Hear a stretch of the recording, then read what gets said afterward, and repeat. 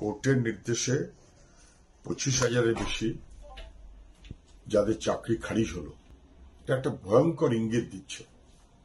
লোভ এবং লুঠের কি পরিণতি ভয়াবহ, এটা কিন্তু স্পষ্ট হয়ে যাচ্ছে। মমতা ব্যানার্জি এবং তার দলের লোভ এবং লুঠ এই করতে গিয়ে বেআইনি কাজ হলো, দুর্নীতির কাজ হলো এবং শেষমেশ সুপ্রিম কোর্ট পর্যন্ত ঘুরে কার্যত চাকরিটা খারিজ হলো। যাদের চাকরি খারিজ হলো তার মধ্যে একটা অংশ জেনুইন। কি করবেন তারা? এখন তাদের বয়স বেড়ে গেল, তারপর তাদের কি হবে?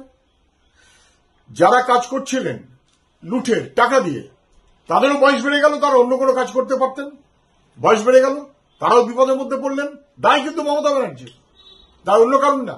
আর 2016 মানেটা কি? 2016 মানে মুখ্যমন্ত্রীর নাম মমতা ব্যানার্জি, তার যোগ্য সঙ্গীর নাম শুভেন্দু অধিকারী। তখন কিন্তু শুভেন্দু অধিকারী বিজেপি নয়, এখন বিজেপি।